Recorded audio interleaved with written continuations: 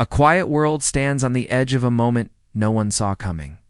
Two lives, one powerful, one forgotten, are about to collide in a way that will strip away every illusion. In a single instant, lies will crumble, truths will rise. And a simple encounter will challenge everything we think we know about judgment, dignity, and fate. The morning began like every other for the man no one truly noticed. He moved through the silent hallways before sunrise. The world still asleep, while he carried the weight of a life that demanded more than it ever gave back. His clothes were clean but worn, his shoes softened by years of tireless work, and his hands told a story of labor that never ended. He walked with a quiet steadiness, a man who had learned long ago that strength didn't always make noise. Every day he arrived first, sweeping, mopping, repairing, fixing, and restoring spaces that others only passed through without a second thought. And every day he left last. Slipping out like a shadow after the world had finished using up the light, he had mastered the art, disappearing, of blending in, of staying small enough that people only saw the task he performed, never the person he was. Yet inside him lived an ache that pulsed like an old wound. Bills waiting at home like silent threats, promises he'd made to his little sister that he still hadn't fulfilled. In dreams he once carried proudly, now folded away like forgotten letters. But still, he kept going. Not because life was kind, but because giving up had never been an option. Outside these quiet struggles existed another world entirely.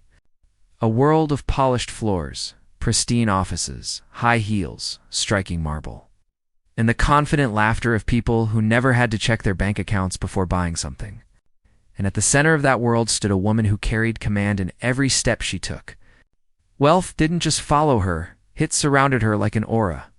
Expensive perfume, tailored suits, sharp eyes that missed nothing, and a walk that announced she belonged to a reality far above the one the silent worker lived in.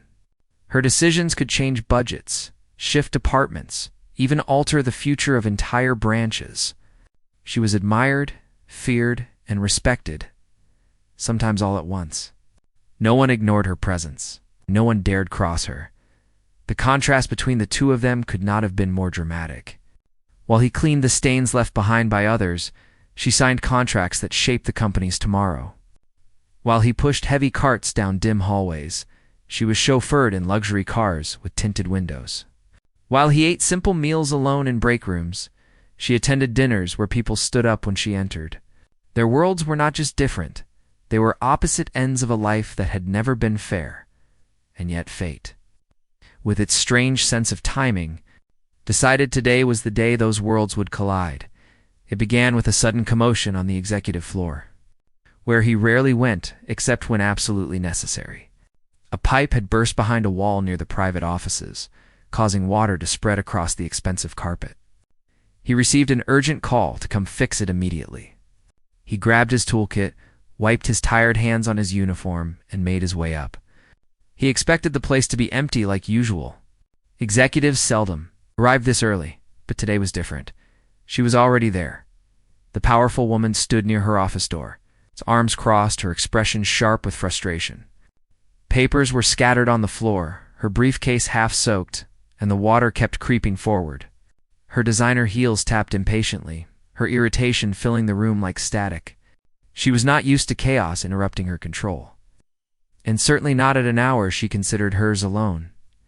He entered quietly, carefully avoiding the water, head lowered out of habit. For a moment she didn't look at him. He was just another worker solving another inconvenience. But then, something made her turn. Maybe the sound of his tools clicking, or maybe the sudden awareness that she wasn't alone in the early morning silence. Her eyes narrowed, studying him with the detached curiosity of someone accustomed to being surrounded by competence but never by humility. He knelt on the floor, unbothered by the mess, working with practiced hands. He didn't rush, didn't complain, didn't look up to seek approval. Instead, he focused on the task with a calm precision that somehow softened the tension in the air. She really watched him for the first time, noticing the steady rhythm of his movements, the quiet discipline in the way he analyzed the problem and solved it piece by piece. Something about the moment slowed her breathing. as if she were witnessing a world she had never cared to understand. Minutes passed, the room still and strangely fragile. Then it happened. A small detail, a subtle action, something no one else would have noticed except her. A gesture, a quiet truth. Something remarkable hidden beneath the surface of the man she had assumed was invisible.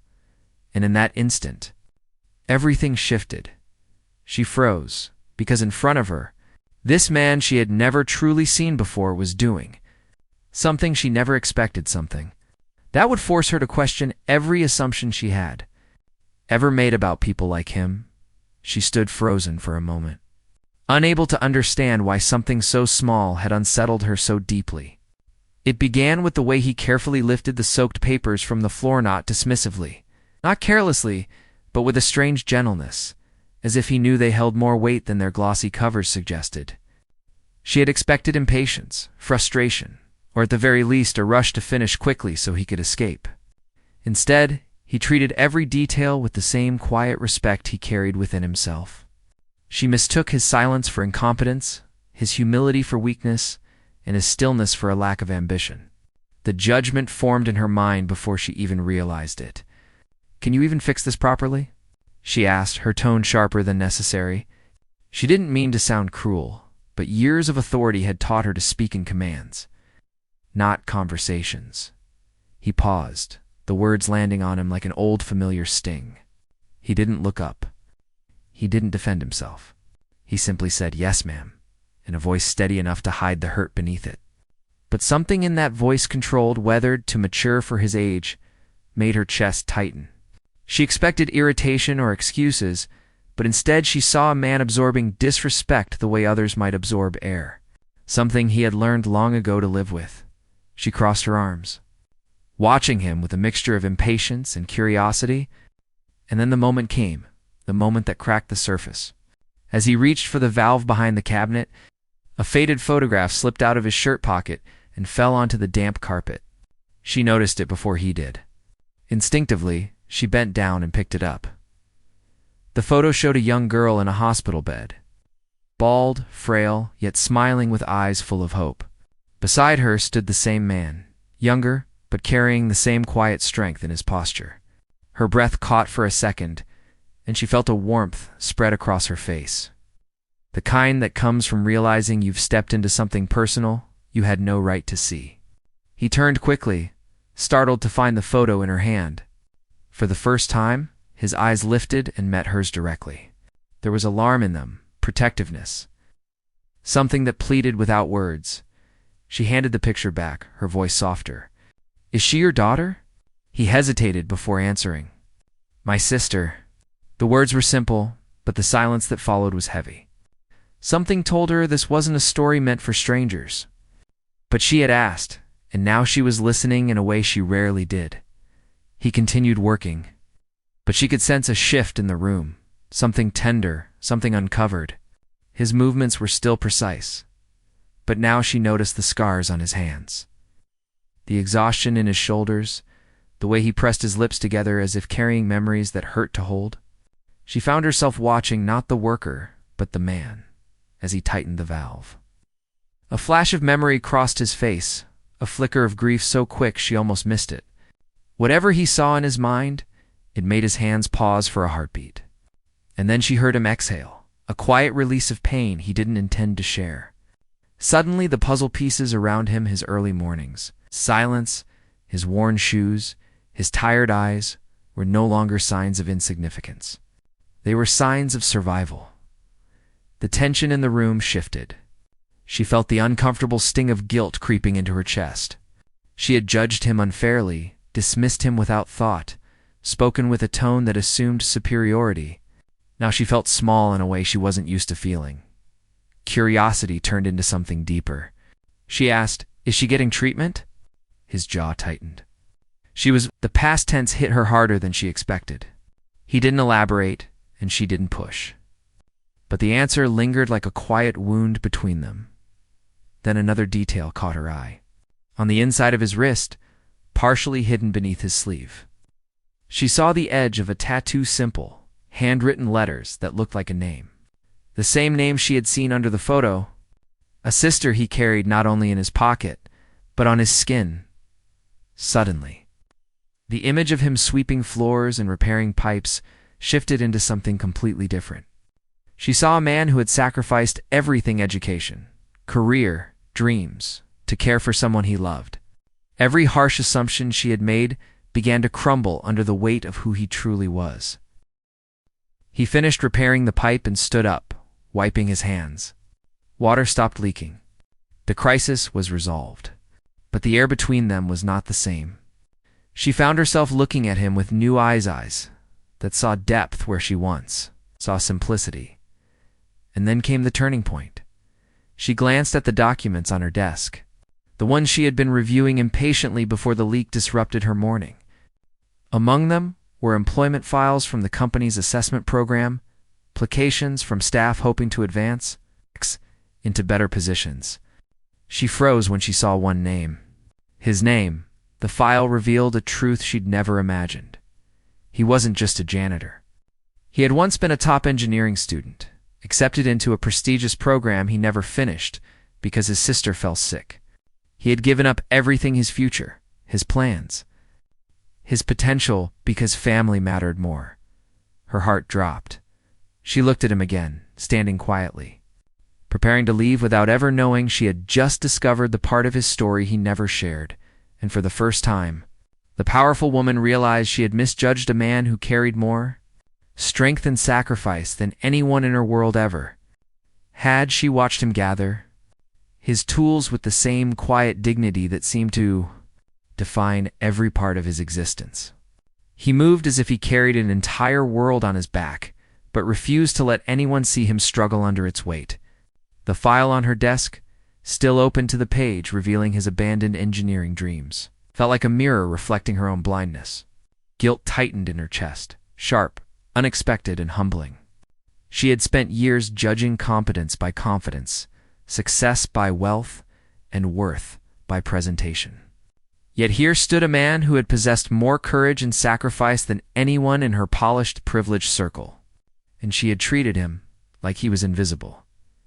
He reached for the door, hoping to slip out before the silence in the room turned heavy enough for either of them to feel exposed. But something inside her refused to let him disappear again. Not now, not after seeing the truth he carried so quietly. She spoke his name, and the sound of it froze him mid-step. It was the first time she had said it aloud. The first time she had addressed him as a person rather than a position. He turned slowly, unsure what expression to wear. Unsure whether this was another moment of authority pressing down on him, or something entirely different. She walked toward him, holding the file in her hands as delicately as she had held the fallen photograph. Her voice trembled slightly, unfamiliar with the vulnerability she was about to expose.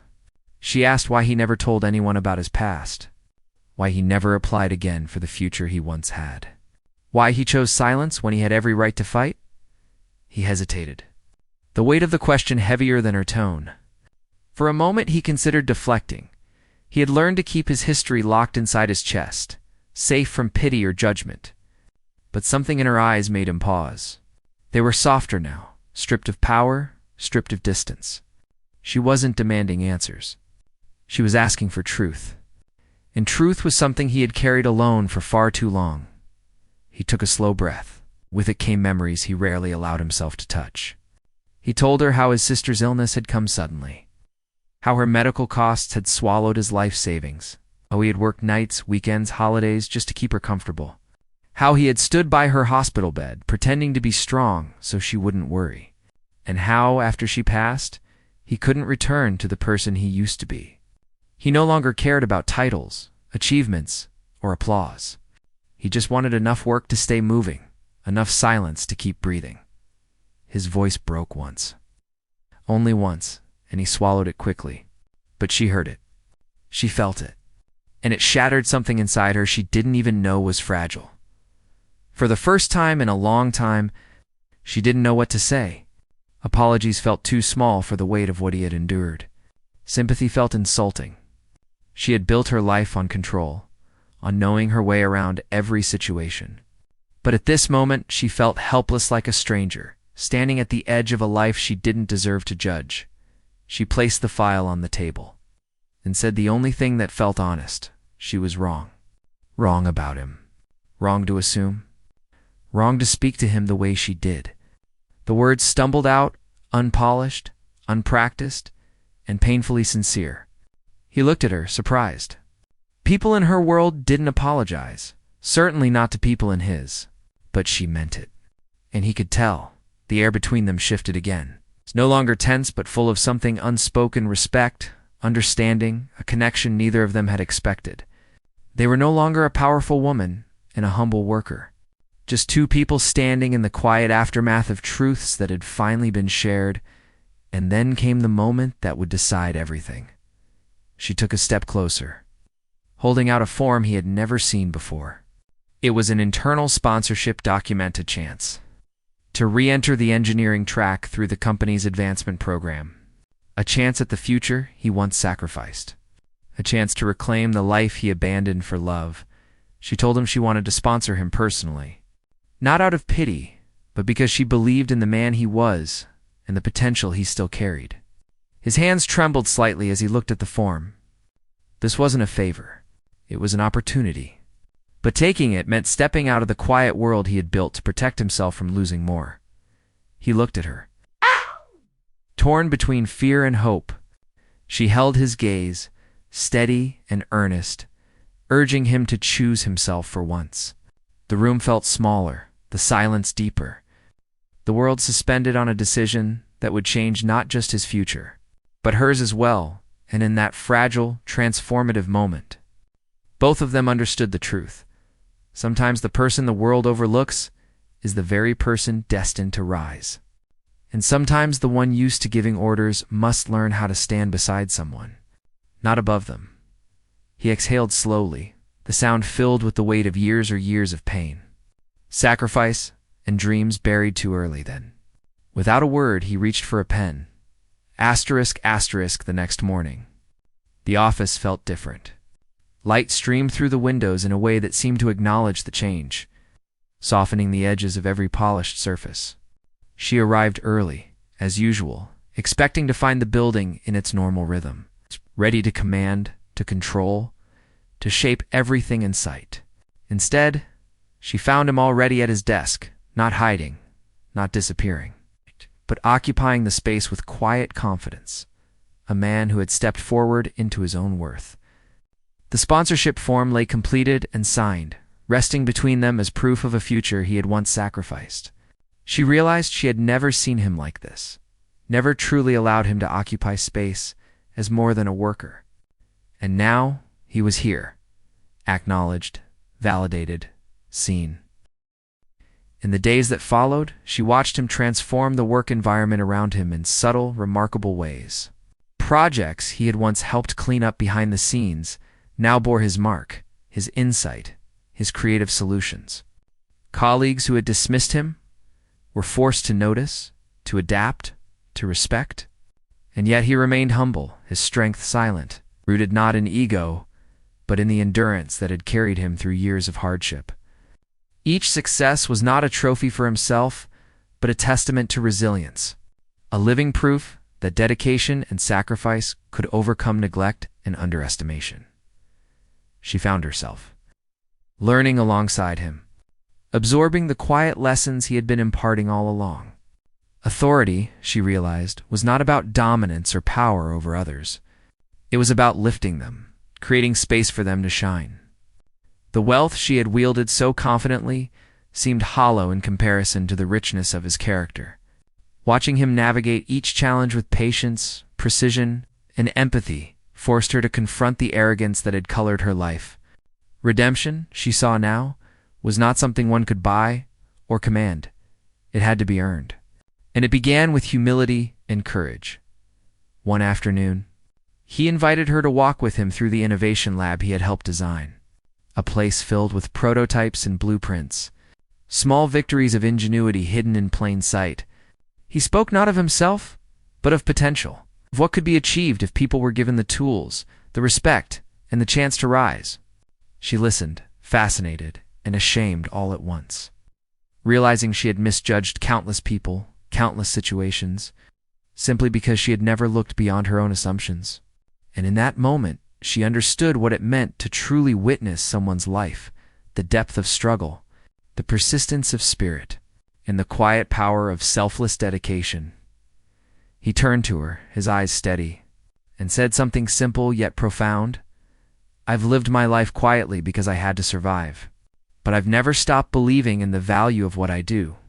Respect, honor, and dignity, they're not earned by wealth or status, but by the choices we make every day." She nodded, feeling the weight of his words settle over her like a revelation. For the first time, she saw him not as subordinate or invisible, but as a man whose life story carried lessons she could never ignore. And in acknowledging him, she found the first real spark of redemption in herself, a chance to make amends, to act with compassion rather than authority. The climax of their transformation came, and the company announced a new mentorship initiative. Designed to give overlooked staff opportunities to flourish, he had been chosen as the first mentor, his experience, humility, and insight guiding those who might otherwise be ignored. She watched proudly as he spoke to a group of young engineers, teaching not only technical skills but the deeper values of resilience, empathy, and integrity. Children of circumstance, overlooked interns, and junior staff all looked up to him, inspired not by the power he wielded, but by the life he had lived and the sacrifices he had made. For the first time, he stood not in the shadows, but at the center of recognition he had always deserved, and she learned alongside them. Authority and power were meaningless without justice, without care, without the courage to recognize and uplift those who had been underestimated. She understood that life was not about maintaining appearances or exerting dominance, but about the ripple effects of respect and opportunity. Redemption was not a single moment, it was a continuous act of acknowledgement, correction, and action.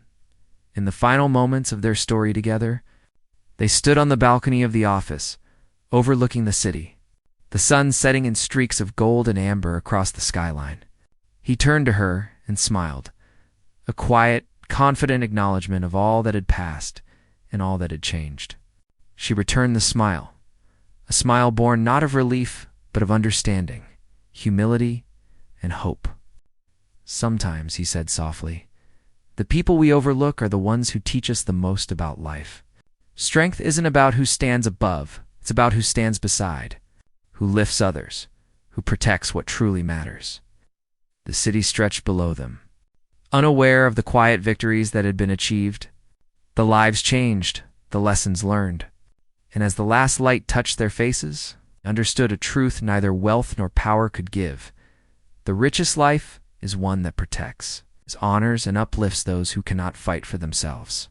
The world outside remained chaotic, demanding, and indifferent, but within that shared space, redemption and dignity had been reclaimed, and hope had been restored, and the morals settled gently between them. Unspoken yet undeniable, true wealth is measured not in possessions or status, but in the courage to defend, the wisdom to uplift, and the love to transform a life that was once overlooked.